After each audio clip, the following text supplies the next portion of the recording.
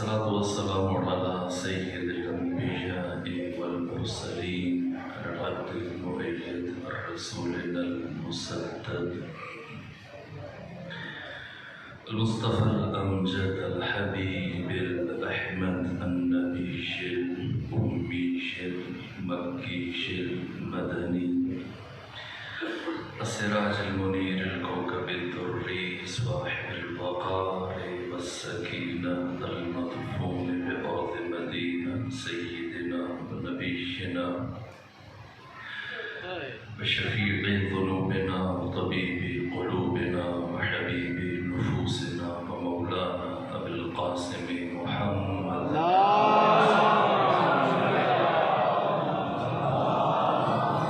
صلی علی محمد وآل محمد وعجل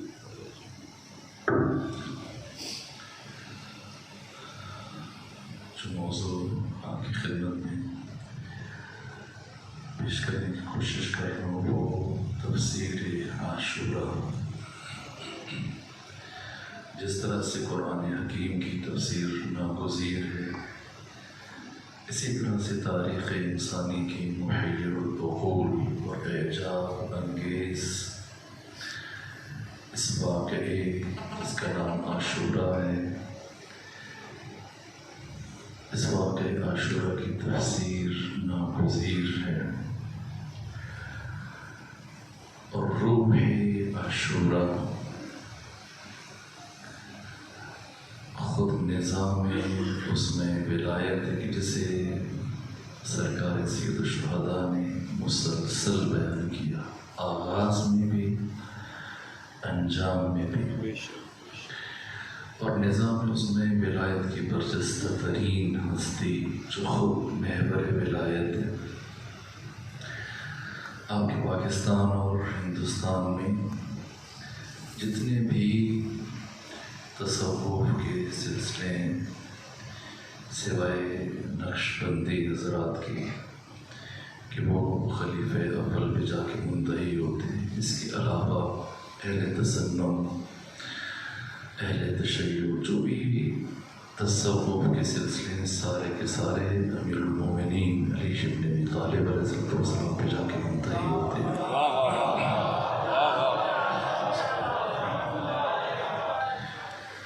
اور رات کی قسم جب وہ ڈھلنے لگے، یہ کون سی رات ہے؟ اگر یہ 10 راتیں امام حسین کی زندگی سے متعلق ہیں جن کی قرآن قسم اٹھا رہے ہیں، تو وہ رات کون سی ہے جس کے ڈھلنے کی قسم کھا رہے پروردگار؟ حل فی ذالک قسم لذی ہجر. یہ قسمیں اٹھائیں پروردگار نے 4 آیتوں میں 5 قسمیں اٹھائیں اور پھر فرمایا کہ حل فی ذالک قسم لذی ہجر. اہل عقل کے لیے یہ نشانیاں کافی ہیں جو خدا نے فرمایا. یہ پہلی 4 آیتیں، اور پھر اس سورہ کے آخر میں چلے جائیں. 27، 28، 29 اور 30 نمبر ہے. یا ایتھا النفس المطمئنہ، یہ 27 نمبر ہے. اے حامل نفس مطمئنہ. قرآن حکیم کی کچھ آیتیں ایسی ہیں جن کا مصداق صرف اور صرف منحصر ہے ذات حسین ابن علی علیہ السلام. اور اگر کربلا، عاشورہ اور آقا حسین نہ تو صرف سے ان آیتوں کا ہم مصداق تلاش نہیں کر سکتے. اور قرآن کی یہ آیات قیامت تک کے لیے محتاج مصداق رہ جائے، اور قرآن کی صداقت زیر سوال آ جائے کہ اللہ نے ایسی باتیں کہی کہ جن کا عملی مصداق پیش نہ کر سکا، اور خیالی باتیں محض کہنے کی حد تک. بہت ساری آیات ہیں قرآن میں جن کا مصداق کربلا والوں نے اور کربلا نے اور عاشورہ نے پیش کیا. اور یہ آیت سوائے سرور و سالار شہیدان امام حریت سید الشہداء کے علاوہ ہم دوسرا مصداق نہیں دیکھ سکتے. یا ایتھا النفس المطمئنہ، یہ 27ویں آیت، پھر 28ویں آیت. ارجعی الی ربک، پھر حال بیان ہوا، راضیۃ مرضیہ، اے حامل نفس مطمئنہ لوٹا پلٹا اپنے رب کی طرف، راضیۃ مرضیہ۔ علامہ تقی جعفری شارح نہج البلاغہ فلسفی اور عارف جو معنی کیا راضیۃ مرضیہ، یہ وہ کیفیت ہے، یعنی جب کوئی وفا کی حد کر دے،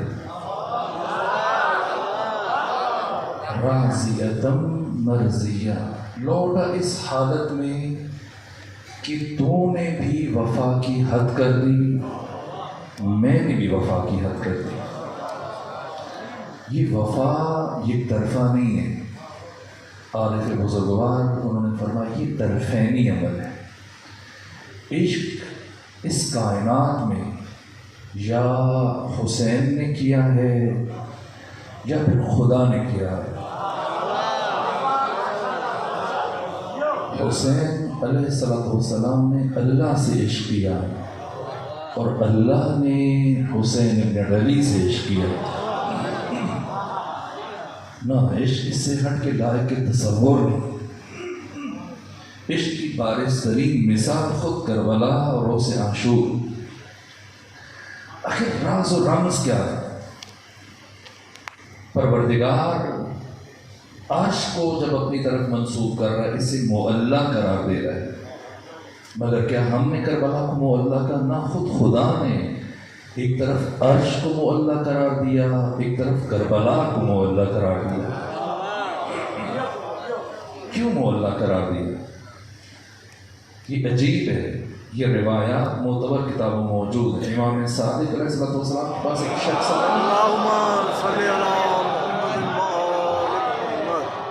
شخص آیا اور آ کر جیسے بہت سارے لوگوں کو اپنا عدد سیدھا کرنے کی لگی ہوتی ہے، کوشش کرتے ہیں کہ میرے پاس اگر اتنی رقم ہے تھوڑی سی اور ہو جائے تو اتنے ہو جائیں گے، یہ پلاٹ ہے اتنے کنال کا ہے، اگر تھوڑا سا اور شامل کر لیا جائے پھر اتنے کا ہو جائے گا، عدد سیدھا کر رہے ہوتے ہیں۔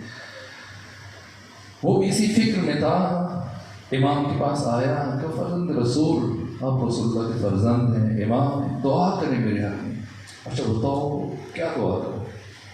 کہ دعا کیجیے، میں اب تک 29 حج کر چکا ہوں اور چاہتا ہوں کہ مجھے ایک اور حج کی سعادت نصیب ہو جائے تاکہ پورے 30 ہو جائے۔ اب جیسے کوئی ملا ہوتا تو ہاتھ اٹھا کے دعا کر دیتا کہ دعا کی التماس کر رہے ہیں، لیکن جب صادق آل محمد کے سامنے اس نے یہ خواہش کی تو حضرت نے بجائے اس سے کہ دعا کے لیے ہاتھ اٹھائے اس سے سوال پوچھ لیا، بتاؤ تو نے 29 حج کیے، اتزورا قبر جدی حسین ابن علی، کربلا بھی گئے، میرے جد میرے دادا حسین کی زیارت بھی کی ہے، یہ برابر حج پہ جا رہے کہ نہیں؟ فرزند رسول ابھی تک میں کربلا نہیں گیا، حج کیے ہیں۔ چہرے پہ برہمی کے آثار ظاہر ہوئے، ورنہ تعجب ہے، تو پہ تعجب ہے، حج کے لیے جاتا ہے، کربلا نہیں گیا، اس کی زیارت کے لیے نہیں گیا کہ اللہ فوق عرش سے جس حسین کی زیارت کرتا ہے۔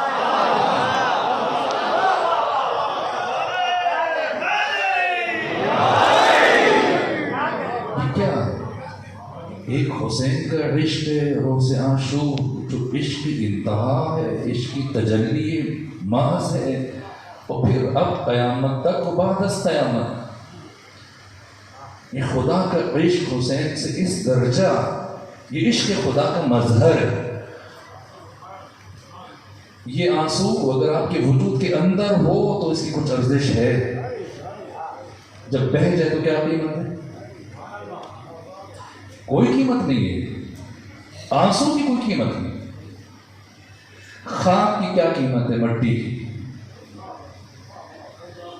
مٹی جس کے کھانے کو پروردگار نے حرام قرار دے دیا، جس پہ قدم رکھ کے آپ چل رہے ہیں، یہ خان جو آپ کے قدموں کے نیچے ہے، جس کے کھانے کو اللہ نے آپ پر حرام قرار دی، نہیں کھا سکتے، گناہ ہے۔ پیغمبر کی قبر کی مٹی بھی نہیں کھا سکتے، کسی اور شخصیت کی آئمہ کی آپ نہیں کھا سکتے، اور امام حسین علیہ السلام کی قبر کی مٹی کی گھٹی دینا اور بیماری کے لیے شفا کے طور پہ کھانا یہ مستحب ہے۔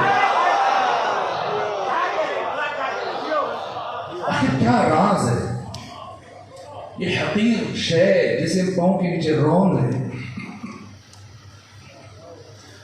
اور یہ بے قیمت آنسو جس کی کوئی حیثیت نہیں ہے، بہہ گیا سو بہہ گیا، لیکن جیسے یہ مٹی حسین ابن علی کے ساتھ منسوب ہوئی، اسی مٹی کو اللہ نے شفا قرار دے دیا، اور جیسے یہ آنسو اللہ کے معشوق حسین ابن علی کے ساتھ منسوب ہوا، اللہ نے اس آنسو کی قیمت جنت قرار دے دی۔ ہاں میں نہیں کہہ رہا، یہ معصوم کے الفاظ ہیں۔ من بکا او ابکا او تباکا وجبت لہ الجنہ، جو رویا، جس نے رلایا، اور اگر کسی کو آنکھ میں اشک نہ آئے، رونے کی شکل بنائے، وجبت لہ الجنہ، اس پر جنت واجب ہے، یہ معصوم فرما رہے ہیں۔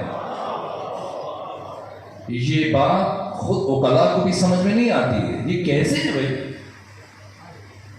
اس لیے خود ایک باشعور ذہن سوال ہوتا ہے، وہ جنت جس کے لیے اس انسان مسلمان ساری زندگی مارا مارا پھر رہے، کبھی ادھر جا رہے، نمازیں پڑھ رہے، جاگ رہے، حج کے لیے اتنا سستا کیا خدا نے، ایک آنسو کی قیمت سمجھ میں نہیں آتی یہ بات، لیکن سمجھ میں آتی ہے۔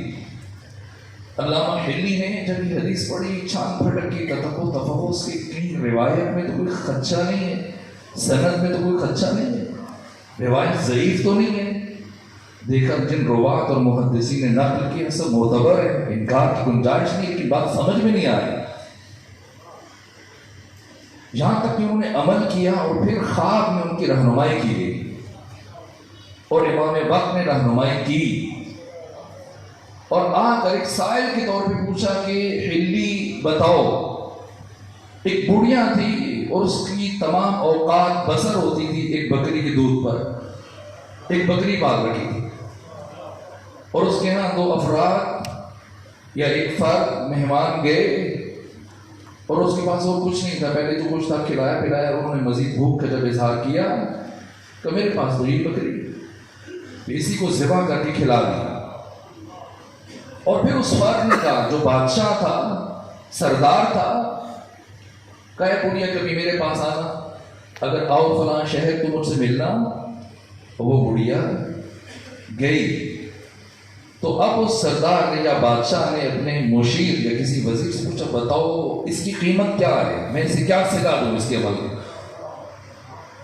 کسی نے کہا اتنے درہم دے دو، کسی نے کہا اتنے دینار دے دو، اتنا سونا دے دو، اتنی رقم دے دو، سنتا رہا، مطمئن نہ ہوا، وزیر نے کہا اگر حق ادا کرنا چاہتے ہو، صلہ دینا چاہتے ہو، عوض بدلہ، تو پھر وہ یہ بنتا ہے کہ اس بڑھیا کے پاس جو کچھ تھا اس نے سارے کا سارا اٹھا کے تمہیں دے دیا، اب یہ بدلہ تب بن سکتا ہے جو تمہارے پاس ہے سارے کا سارا اٹھا کے اسے دے دو۔ یہ بھی کریا کیا، بات سمجھ میں آ گئی۔ حسین کے پاس کربلا میں جو کچھ تھا، حسین وہ بچہ بھی اٹھا کے لے گئے جو خود چل کے میدان میں نہ جا سکا، حسین نے سب کچھ خدا کے لیے قربان کر دیا، سب اللہ کو دے دیا، اب حق یہ ہے کہ جو خدا کے پاس ہے سارا حسین کو دے دیا، اس لیے جو خدا کا ہے سب حسین کا ہے، سب حسین کے، کربلا مکتب عشق، یہ میں نے دوسرے مقام پہ عنوان قرار دیا، اور اس سورہ کے ذمہ میں یہ بات عرض کی، یا ایتھا النفس المطمئنہ، اے حامل نفس مطمئنہ. یہ عجیب لقب ہے، یہ عجیب وصف ہے جس کی طرف اللہ اشارہ فرما رہا ہے. ارجعی، لوٹا. کس کے پاس لوٹا؟ الہ ربک، اپنے رب کے پاس. راضیتن، مرضیہ، تو اس سے راضی، وہ تجھ سے راضی ہے.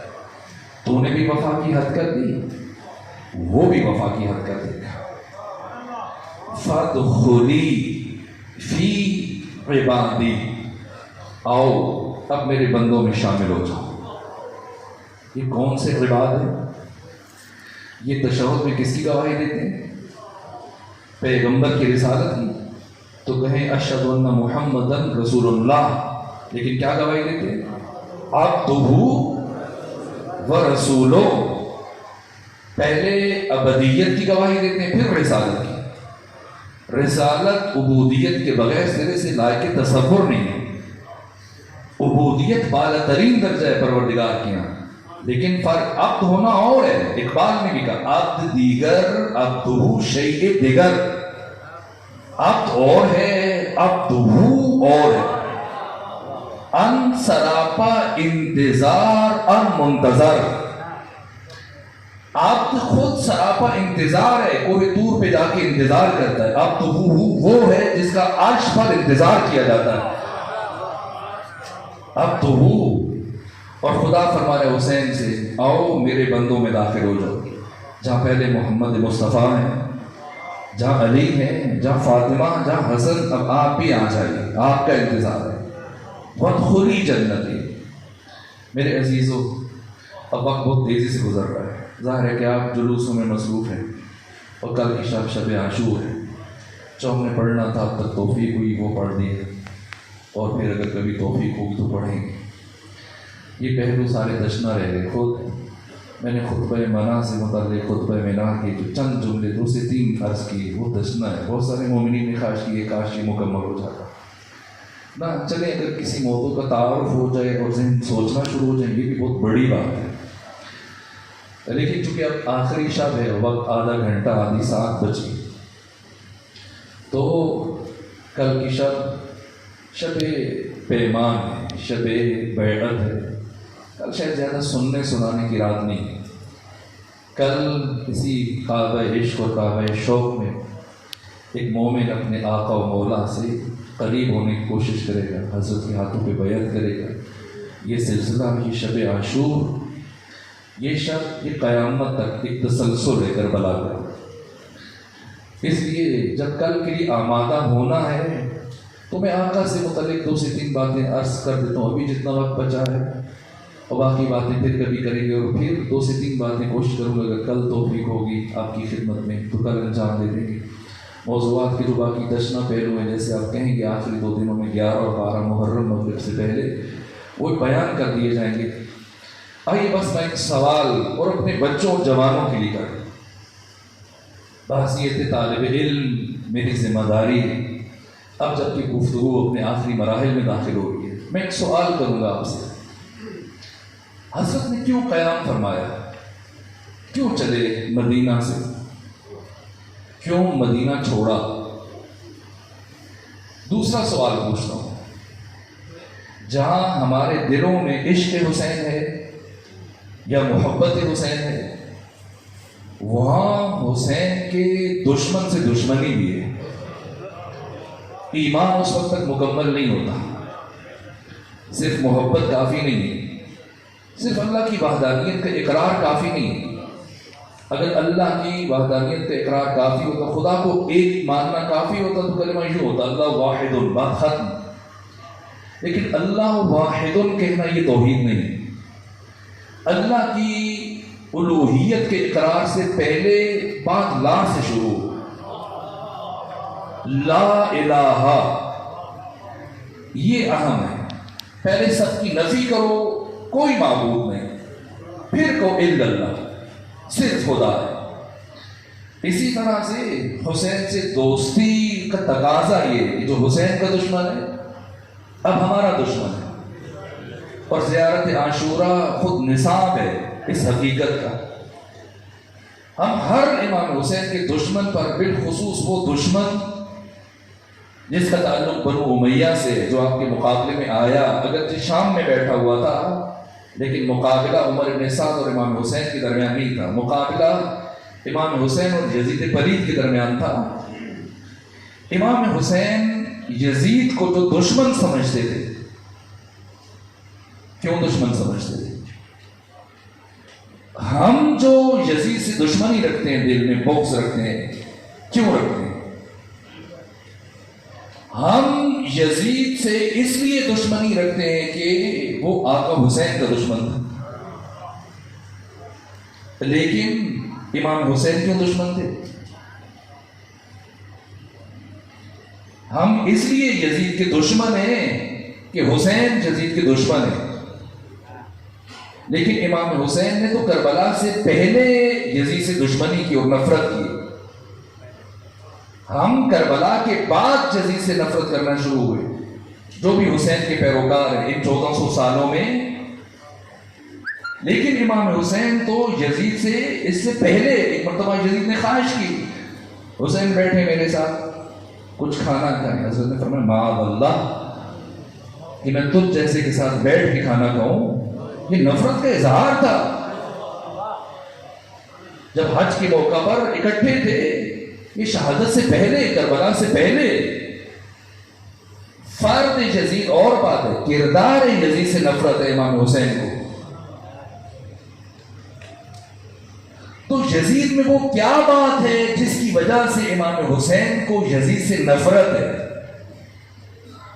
اس دشمنی کا راز کیا ہے؟ وہ جب کربلا کا آغاز کیا، نقطہ آغاز 28 رجب، اسی دن ارشاد فرمایا یزید سے دشمنی کا فلسفہ۔ یہ بات میں آپ سے جوانوں اور بچوں کی ریاض کر رہا ہوں تاکہ یہ پیغام پہنچے اور ہماری گفتگو کا یہ حصہ مکمل ہو جائے۔ یزید سے دشمنی کا فلسفہ اور سبب جو بیان کیا، اپنے اوصاف کو بیان کرنے کے بعد پہلا سبب اور پہلی وجہ کیا فرمایا؟ وہ یزید رجل فاسق۔ یزید کے ساتھ حسین کی دشمنی کی پہلی وجہ اور پہلا سبب یزید کا فسق ہے، کہ یزید فاسق ہے۔ تب سمجھنا پڑے گا ایک حسینی کو کہ یہ فسق کسے کہتے ہیں، فاسق کون ہے۔ مبادہ ایسے نہ ہو کہ عاشق حسین، عزادار حسین، محب حسین کہیں اسی وصف کو، اسی عیب کو اپنی ذات کے اندر لے آئے جس عیب کی وجہ سے امام حسین نے یزید سے دشمنی کی۔ تو یہ فسق کیا ہے؟ جب ہم قرآن کی طرف بڑھتے ہیں، قرآن سے پوچھتے ہیں کہ قرآن بتائیے فاسق کون ہے؟ کہا سنو، فاسق کی تعریف الذین یقطعون ما امر اللہ بہ ان یوصل۔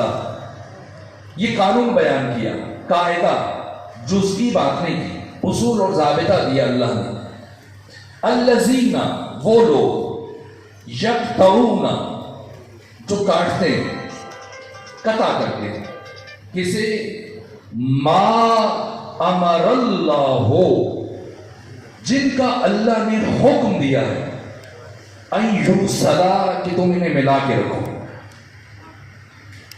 پس قرآنی تعریف فاسق کی کیا ہوئی کہ جس کو اللہ نے ملا کر رکھنے کا حکم دیا، جو بھی اس کو کاٹے گا، ان کے درمیان جدائی حائل کرنے کی کوشش کرے گا، یہ قرآن کی نگاہ میں فاسق ہے۔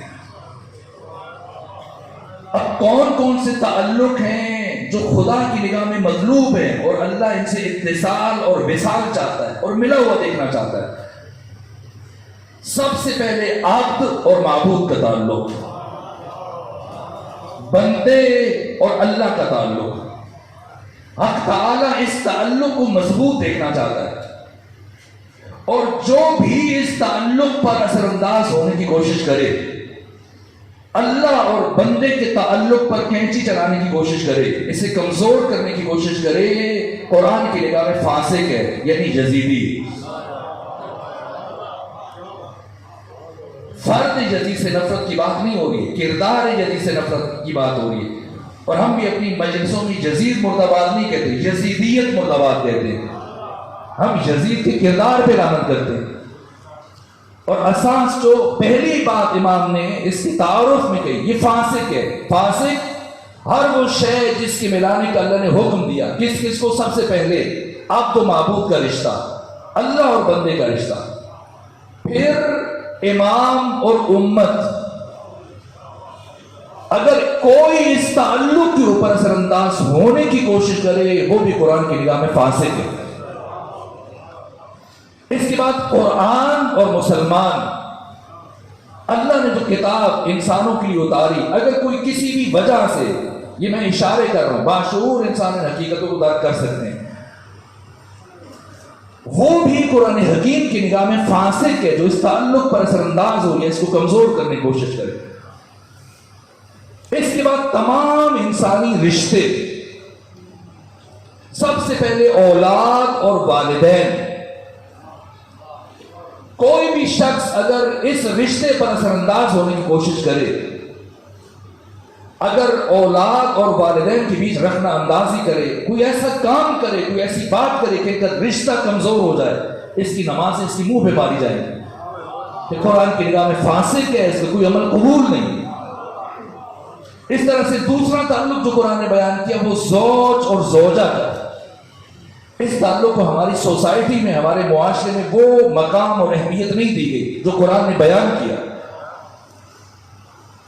اب اس کے بعد جتنے بھی انسانی رشتے ہیں، بہن اور بھائی کا رشتہ، پھر ان تمام رشتوں کے تقدس، جو بھی ان رشتوں پر اثر انداز ہونے کی کوشش کرے، فرد وہ بھی فاسق ہے، ادارہ وہ بھی فاسق ہے۔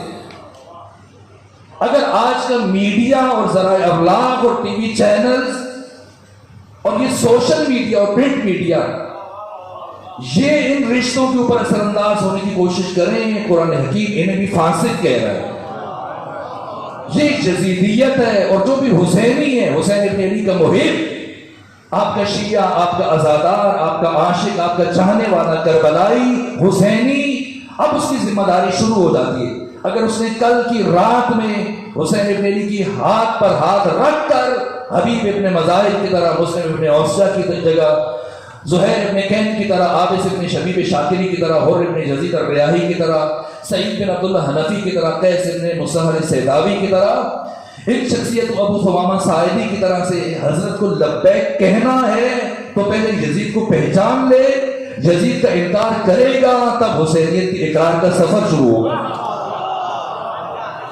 جوان اس اصل میں اپنے کردار کو سمجھے، جس طرح سے ان رشتوں کو خون کیا جا رہا ہے، ان رشتوں کو قتل کیا جا رہا ہے، ان رشتوں کے اوپر آج فرد، ادارے، ذرائع ابلاغ، میڈیا جس طرح سے اثر انداز ہو رہے ہیں، آپ حسینیوں کی ذمہ داری بہت بڑھ جاتی ہے۔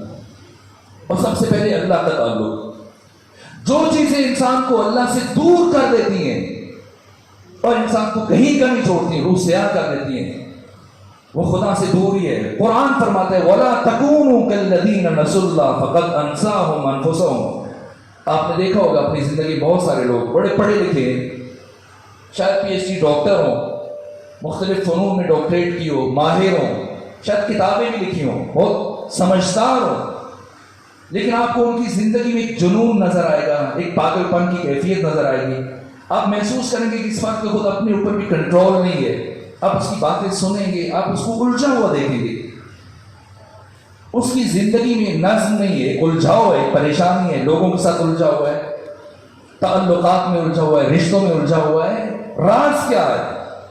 یہ راز خدا نے بیان فرمایا وَلَا تَكُونُوا كَالَّذِينَ نَسُوا اللَّهَ، خبردار ان لوگوں کی طرح سے نہ ہو جاؤ جنہوں نے اپنے رب کو بھلا دیا۔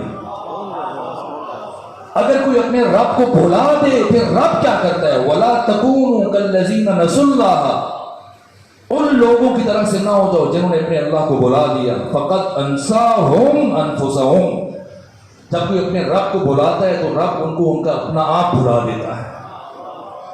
یہ خود سے بے خود ہیں، یہ خود سے بے خبر ہیں. اور جو چیز انسان کو اپنے رب سے دور کرتی ہے، میں اساسی باتیں عرض کروں، 20 چیزوں کو چھوڑ کر، وقت محدود ہے، اشارے کر کے آگے بڑھوں، بات ختم کروں. وہ لقمہ حرام ہے.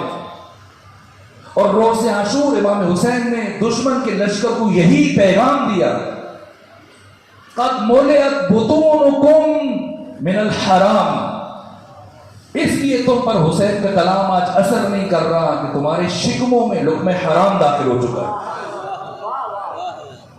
یہ لقمہ، یہ کھانے کا لقمہ، یہ روٹی کا ایک لقمہ جسے ہم اٹھاتے ہیں، میں نے کبھی عرض کیا تھا، اس کے بنانے میں حق تعالیٰ نے اس لقمے کی تیاری میں پورے نظام شمسی کو متحرک کیا ہے. جب یہ لقمہ بنا، سب سے پہلے آپ نے بیج کو زمین میں اتارا، سینچا، مٹی کو نرم کیا، اس میں بیج داخل کیا. پڑا رہے بیج، گل سڑ جائے، ختم ہو جائے. وہ کون سی ذات ہے جو اس بیج کو شگافتہ کرتی ہے، پھاڑتی ہے اور پھر کوپل اٹھتی ہے اس میں سے؟ امیر المومنین نہج البلاغہ میں فرماتے ہیں، حمد ہے اس اللہ کے لیے جس نے اس بیج کو شگافتہ کیا اور اس میں سے کوپل کو نمودار کیا. اب یہ کوپل سر اٹھاتی ہے زمین سے، اور جیسے ہی ظاہر ہوتی ہے اور آپ کی نگاہ پڑتی ہے، کتنی نرم ہے کہ پانی کی ایک دھار پڑ جائے ٹوٹ کے فنا ہو جائے، اور کتنی سخت ہے کہ زمین کے سینے کو چیر کے باہر آ رہی ہے. وہ کون سی ذات ہے جو اس نرم و نازک کوپل کو زمین سے باہر اٹھا کے لے کے آ رہی ہے؟ یہ خدا جو انسان کے رزق کا اہتمام کر رہا ہے، انتظام کر رہا ہے، رب ہے. اگر صرف خالق ہوتا تو امام چہاروں نے فرمایا انسانوں پر اللہ کی بندگی واجب نہیں تھی. خلق کیا ہے، خالق ہونے کے علاوہ اللہ انسانوں کا رب بھی ہے، اس لیے معبود ہے، اس لیے واجب الاطاعہ ہے، اس لیے اللہ کی پرستش بشر پر واجب ہے. خلق کیا، خلق کے بعد اس کے رزق کا انتظام کیا، اب ربوبیت کر رہا ہے. اور یہ کوپل ظاہر ہوئی اور اب اس نے بڑھنا شروع کیا. آپ نے پانی سے اسے سینچا، یہاں سے کہ پھر ہواؤں نے اس میں بالیدگی پیدا کی، پھر اس پہ غلہ اگنا شروع ہوا، اور اناج جب بڑھا اور پھر تیاری کے مراحل میں داخل ہو تو سورج نے اس اناج کو پکایا، اور پھر چاند نے اس کی چاندنی میں، چاند نے اس کی اناج کے اندر مٹھاس بھری، اور اب یہ تکمیل کے مراحل تک پہنچا. اور یہ گندم کا دانہ جس سے یہ روٹی تیار ہوتی ہے، پھر آپ نے یہ گندم کا دانہ پودے سے الگ کیا، تھریشنگ کی، وہ گھر لے کے آئے. اٹھیں چمچ سے کھانا شروع کر دیں گندم کو؟ نہ. اب آپ اسے پیستے ہیں، پیسنے کے بعد آٹا بناتے ہیں، آٹے کو بھی نہیں کھاتے، پانی ڈال کے اسے گھومتے ہیں، اور پھر تندور روشن کیا جاتا ہے. اس آٹے کا پیڑا بنا کے آپ کی ماں، بہن، بیٹی جا کے اس کی روٹی تیار کرتی ہے، اور جب روٹی تیار ہو کے آپ کے سامنے دسترخوان پہ آتی ہے تو اب پروردگار انسان کو متوجہ کرتے ہیں، ہوشیار ہو جاؤ، یہ ایک لقمہ نان روٹی کا تمہارے تیار کرنے کے لیے میں نے پورے نظام شمسی کو متحرک کر دیا. اب اسے حلق میں اتارنے سے پہلے ایک مرتبہ سوچ لینا کہ حلال کا ہے یا حرام کا ہے، پاک ہے یا ناپاک ہے.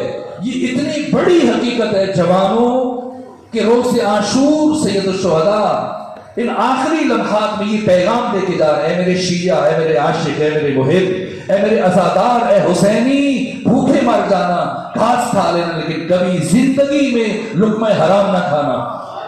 یہ لقمہ حرام تجھے مجھ سے دور لے جائے گا، تجھے مجھ سے فاصلے پہ لے جائے گا. یہ لقمہ حرام وہ کام کرواتا ہے انسان سے جو انسان سے سوچے نہیں ہوتے. ہماری زندگی میں بہت مشکل ہو رہا ہے، ہم سمجھتے صرف چوری کا مال، غصب کا مال یہ حرام نہ. اگر کہیں پہ ایک مزدور نے 8 گھنٹے کام کرنا ہے اور 7.5 گھنٹے کام کر کے آدھا گھنٹہ جس کے یہاں کام کرنے سے چونا لگایا، باتوں میں لگایا، کام نہیں کیا، یہ آدھے گھنٹے کی جو رقم ہے، اگر آفس ٹائم 4 بجے تک کا ہے اور یہ 3 بجے آ جائے، یہ 1 گھنٹہ جو کام نہیں کر رہا ہو، تنخواہ پوری لے رہا ہے. رشوت کی میں بات نہیں کر رہا، چوری اور ڈاکی کی بات نہیں کر رہا. مشتبہ لقمہ انسان کی نسلوں کو تباہ کر دیتا ہے. پھر دل میں حب اہل بیت وہ نہیں رہتی ہے، پھر دل میں اللہ کی محبت اس طرح سے نہیں رہتی ہے. پھر انسان کا نماز کی طرف بڑھنے سے دل گھبراتا ہے، پھر ہاتھ اٹھاتا ہے، دعا کے لیے تنگ ہوتا ہے، مناجات کی لذت چھن جاتی ہے۔ اے جوانوں کو روح حسین ابن علی سے قریب ہونا چاہتے ہیں، کل شب عاشور ہے، اس کی طالب علم ہونے کی حیثیت سے لازم سمجھتے ہوئے جملے عرض کر رہا ہوں۔ عہد کر لیجیے، خود کو لقمہ حرام سے دور کر لیجیے، اور جب لقمہ حرام کو دور کریں گے، سے دور ہوں گے، پھر دوسرا مرحلہ لقاء پروردگار کا ہے، قرب خدا کا۔ اور قرب خدا میں وہ چیز نماز، جس کے لیے امام حسین نے روز تاسوعا دشمن سے مہلت مانگی۔ یہ ایک رات کس لیے؟ جب پوچھا حضرت ابوالفضل عباس نے، آقا یہ رات کی مہلت کیوں مانگ رہے ہیں؟ فرمایا انی احب الصلاۃ، مجھے نماز سے بہت محبت، میں چاہتا ہوں کہ میں یہ شب یہ رات اللہ کی بندگی اور عبادت میں گزاروں، خدا سے راز و نیاز کروں۔ حتیٰ روز عاشور اس نماز کے لیے امام حسین خیمے کے اندر نماز پڑھ سکتے تھے، کیوں میدان میں نماز پڑھی؟ کل کی شب جب آپ جمع ہوں گے، انتظار کر رہے ہیں، ابھی سے لوگ انتظار کر رہے ہیں آذان علی اکبر کے لیے۔ امام حسین کا مؤذن تو مدینے سے چلے تھے مکہ، مکہ سے پھر کربلا، علی اکبر نے تو سارے سفر میں ایک مرتبہ بھی آذان نہیں دی۔ یہ شب عاشور، عاشور کی سحر میں، روز عاشور کی فجر، اس فجر میں پروردگار امام حسین علیہ السلام خدا حق سبحانہ کے نمائندے علی اکبر سے آذان کیوں دلوا رہے ہیں؟ لیکن جیسے میں نے نام مکمل کیا، میں نے دیکھا کہ وقت داخل ہو گیا، میں نے نام کہہ دیا، یہ حسین ہے، نفس کائنات پر ہاتھ ہے حسین ابن علی کا۔ جیسے جواب دیا ابو سمامہ صاحب کا فرزند رسول، اگر وقت ہو گیا تو جی چاہتا ہے کہ آپ کی اقتدا میں آخری نماز پڑھ لیں۔ جیسے یہ کلمات ابو سمامہ کی زبان سے ادا ہوئے، اتنے پسند آئے آقا حسین کو، ہاتھ اٹھائے دعا کے لیے، دعا کرے اللہ تجھے جنت دے دے، اللہ تمہاری اولاد کو بخت لگائے، کوئی اور دعا دے دے۔ لیکن کیا دعا دی؟ اس بات کو سننے کے بعد آنکھیں نم ہوئی، حسین نے ہاتھ اٹھائے، فرمایا حشرک اللہ من المصلین، اللہ تجھے نمازیوں میں معشور کرے۔ معلوم ہوتا ہے نگاہ حسین ابن علی میں نمازیوں میں معشور ہونے بلند درجہ ہے۔ اور اگر ابھی بھی کسی بچے یا جوان کی نگاہ میں نماز کی عظمت اور اہمیت روشن نہیں ہوئی تو ذرا چشم تخیل کو لے چلو نہر فرات کے کنارے پر، جہاں دو یتیم ایک ظالم کے پاس ہیں اور ظالم کے ہاتھ میں تلوار ہے اور ظالم ان دو بھائیوں کو شہید کرنا چاہتا ہے، لیکن یہ ہاتھ جوڑ کے صرف ایک بات کر رہے، ایک خواہش کر رہے، نہ پانی مانگ رہے نہ کھانے کے لیے کچھ مانگا، کہ بس ایک خواہش ہے کہ ہمیں قتل کرنے سے پہلے ہمیں 2 رکعت نماز پڑھنے دو۔ میری لاکھ مرتبہ جان قربان ایسی ماؤں پر جنہوں نے اپنے بچوں کی ایسی تربیت فرمائی کہ وقت آخر ان کی زبان پر اگر کوئی خواہش آئی تو اللہ کی نماز تھی۔ خود سوچیں کس طرح سے رقیہ کی یتیموں نے وضو کیا ہوگا، اور جب وضو کے بعد ہاتھ اٹھائے ہوں گے پروردگار نے فخر و مباحات کیا ہوگا اپنے فرشتوں پر، دیکھو کیسے میرے عاشق نماز پڑھنا، کس طرح سے اس گفتگو کے لیے بیٹھا۔ یہ دوسری بات ہے، کاش کہ میں کچھ وضاحت کر سکتا ہوں لیکن وقت ختم ہو رہا ہے۔ ایک اور بات عرض کروں، بات تمام کروں۔ اگر آقا حسین سے قریب ہونا چاہتے ہیں، آقا کے ہاتھوں پہ بیعت کرنا چاہتے ہیں، کل کی رات روح حسین ابن علی سے قریب تر ہونا چاہتے ہیں، باتیں بہت تھی لیکن ایک پہ رک رہا ہوں۔ وہ بات تمام انسانی رشتوں میں سے وہ رشتہ جس سے اللہ نے کسی نبی کو مستثنا قرار نہیں دیا، حتیٰ شہید کو مستثنا قرار نہیں دیا، حتیٰ کسی صحابی کو مستثنا قرار نہیں دیا۔ جناب یوسف نے جب جناب یعقوب کے ساتھ ملاقات کے لیے آ رہے تھے باپ بیٹا کے سمے، اور جناب یعقوب نے جب نگاہ پڑ گئی یوسف پر تو سواری سے نیچے اترے دوڑنا شروع ہو گئے، اور جناب یوسف صرف سوچ رہے ہیں کہ میں بھی اتروں یا سوار ہو کے اسی طرح سے آگے جاتا رہوں۔ سوچا کہ اس سیاسی حکومتی پروٹوکول کا تقاضا ہے کہ مجھے سوار ہو کے جانا چاہیے، لیکن پھر جب دیکھا کہ بات مسلسل دوڑتے ہوئے آ رہے ہیں تو پھر آخر یوسف کی سواری سے نیچے اتر آئے، اب دوڑے باپ کی طرف، لیکن اس سے پہلے کہ یوسف یعقوب سے گلے ملے اللہ نے جبرائیل کو بھیجا۔ جبرائیل نے یوسف پر سلام کیا، اور سلام کرنے کے بعد کہا اللہ یہ فرما رہے اپنا داہنا ہاتھ کھولیے۔ اور جناب یوسف نے جیسے اپنا دایاں ہاتھ کھولا دیکھا کہ ایک نور ساطع ہوا، بلند ہوا آسمان کی طرف، اور تعجب سے پوچھا یوسف نے اے جبرائیل یہ کیسا نور تھا؟ فرمایا نور نبوت تھا، اب تم تو نبی ہو لیکن تمہاری نسل سے کوئی نبی نہیں آئے گا۔ کہا کیوں کیا ہوا؟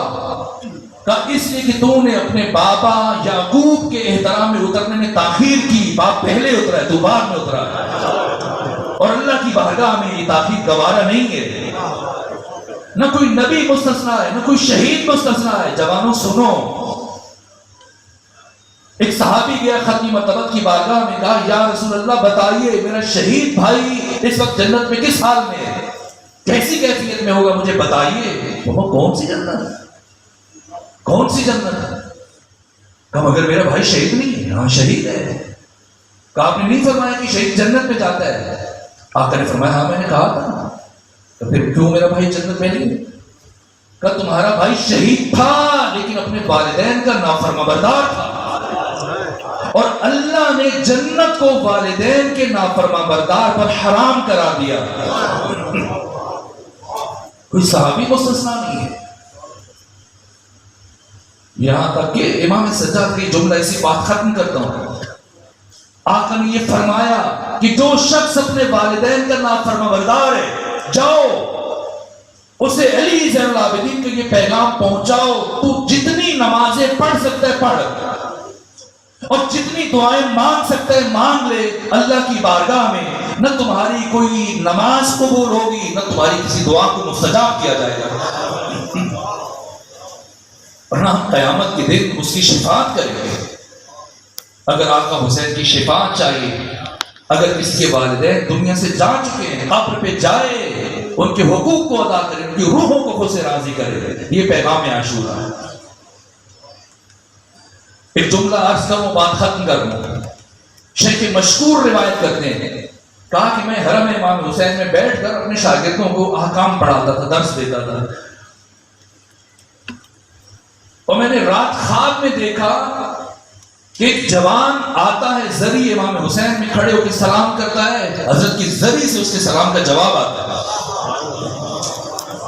یہ خواب میں دیکھا، اور دوسرے دن جب میں پڑھا رہا ہوں اپنے شاگردوں کو، میں نے دیکھا کہ وہی جوان جسے رات خواب میں دیکھا تھا وہ آتا ہے، اسی طرح زیارت پڑھتا ہے، اور جیسے ہی کہتے ہیں السلام علیکم یا ابا عبداللہ، زری حسین سے اس جوان کے سلام کا جواب آتا ہے۔ کہ میں نے کتاب بند کی اور دوڑتا اس جوان کی طرف گیا، میں نے پوچھا بتاؤ، میں نے یہاں دیکھے بڑے بڑے مجتہد آتے ہیں، بڑے بڑے فقہاء آتے ہیں، بڑے بڑے عالم آتے ہیں، بڑے بڑے مفتی آتے ہیں، سب کھڑے ہو کے یہاں زیارتیں پڑھتے ہیں، کبھی میں نے زری سے کسی کے سلام کا جواب نہیں سنا، کیا کرتا ہے تو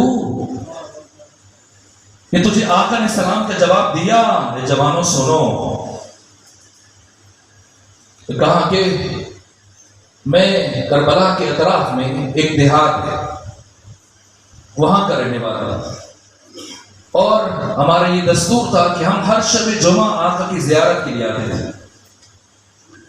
ایک شب جمعہ جب میں آتا تھا اپنے باپ کو لے کے آتا تھا، اور اگلے شب جمعہ اپنی ماں کو لے کے آتا تھا، اور ایک دن جب میں نے باپ کو خچر پہ سوار کیا اور خود پیدل چلا تو ماں کی آواز آئی، اے بیٹے میں بیمار ہوں، شاید اگلے شب جمعہ تک میں زندہ نہ رہا، اگر مجھے اپنے ہمراہ لے جاؤ۔ جوان نے کہا کہ خچر نحیف تھا، اس میں اتنی طاقت نہیں تھی کہ وہ 2 افراد کا بار تحمل کر سکے، لیکن مجھے شرم محسوس ہوئی کہ میں کس طرح سے ماں کی خواہش کا انکار کروں۔ میں نے باپ کو اسی طرح خچر پہ بٹھائے رکھا اور ماں کو اپنے کندھوں پہ بٹھایا، اور یہ کئی کلومیٹر کا فاصلہ میں نے اسی طرح طے کیا۔ اور اس دن جب میں گیا آقا کی زری میں کھڑے ہو کے زیارت پڑھی، سلام کیا، وہ پہلا دن تھا کہ آقا کی زری سے میرے سلام کا جواب آیا، اور اس کے بعد اب تک جب بھی آتا ہوں، جب بھی سلام کرتا ہوں، آقا میرے سلام کا جواب دیتے ہیں۔ بس میرے عزیزو بہت کچھ کہنا تھا لیکن بات یہیں پہ ختم کر رہا ہوں، اور آج جس شہید کا ذکر کرنا ہے وہ ہے تو کربلا کے سب سے چھوٹے شہید، لیکن سید العلماء فرماتے ہیں کہ علی اصغر عاشور تک اصغر تھے، اب عاشور کے بعد حسین کا اصغر بھی اکبر ہے۔ کیا کیا اس شہید نے؟ اس شہید نے ایمان کی نہضت اور تحریک کو کربلا سے نکال کر اور عرب سے نکال کر ساری دنیا میں قیامت تک پھیلا دیا۔ سب شہید ہو جاتے، وہ اثر کبھی ظاہر نہ ہو سکتا جو علی اصغر کی شہادت سے ظاہر ہوا۔ یہاں تک کہ جو ترتیب بنائی آقا نے، پہلے انصار کو بھیجا، پھر اولاد علی کو بھیجا، اس کے بعد اپنے دو بھانجوں کو بھیجا، پھر اولاد عقیل کو بھیجا، پھر اس طرح سے اپنے بھتیجوں کو بھیجا، جناب قاسم کو بھیجا، پھر جناب عباس کو، پھر جناب علی اکبر کو۔ سب سے آخر میں جس شہید کو لے کے گئے وہ باب الحوائج علی اصغر ہے۔ کیوں؟ امام حسین نے علی اصغر کی شہادت کو اپنی شہادت کا پیش خیمہ قرار دیا، اس لیے کہ علی اصغر کی شہادت باقی تمام شہیدوں کی شہادت کی مظلومیت پر مہر تصدیق ہے۔ یہ کربلا کو ابدی بنانے کے لیے دو جملے عرض کروں۔ جب روز عاشور وہ مرحلہ آیا کہ آقا میدان کربلا میں آئے اور صدا استغاثہ بلند کی، حل من ناصر ینصرنا، حل من مغیث یغیثنا، حل من ذاق یصف عن حرم رسول اللہ۔ اس لشکر میں تو کسی نے لبیک نہ کہا، لیکن خیام سے گریے کی آواز بلند ہوئی۔ حضرت نے گھوڑے کو ایڑ لگائی، پلٹ کے گئے، پہنچے، اپنی بہن زینب کو بلایا، کہا بہن زینب میں نے منع کیا تھا میری زندگی میں گریہ نہ کرنا، دشمن خوش ہوگا۔ کہا بھیا حسین عجیب قیامت کا منظر ہے، اگر آپ دیکھیں گے آپ سے بھی برداشت نہیں ہو پائے گا۔ کہا بہن کیا ہوا؟ کہ جب سے آپ نے صدائے استغاثہ بلند کی، علی اصغر نے جھولے میں تڑپنا شروع کیا، اور اتنا تڑپے جھولے میں کہ بالآخر خود کو جھولے سے نیچے گرا دیا۔ اب جو بھی علی اصغر کو اٹھاتا ہے، علی اصغر خاموش نہیں ہو رہے۔ حضرت نے فرمایا علی اصغر کو میرے سپورٹ کریں، اٹھایا، سینے سے لگایا، میدان کی طرف لے کے آنا چاہ رہے تھے، وقت ختم ہوا۔ بس ایک جملہ عرض کروں، یا اس شہید کی ماں آگے بڑھی اور کہا آقا کچھ لمحوں کے لیے علی اصغر کو میرے سپورٹ کر دیجئے۔ باقی خواتین نے سمجھا رباب شاید اپنے بچے سے علی اصغر سے پیار کرنا چاہ رہی ہے، اس لیے خیمے میں لے کے جا رہی ہے، لیکن یہ کربلا کی ماں ہے۔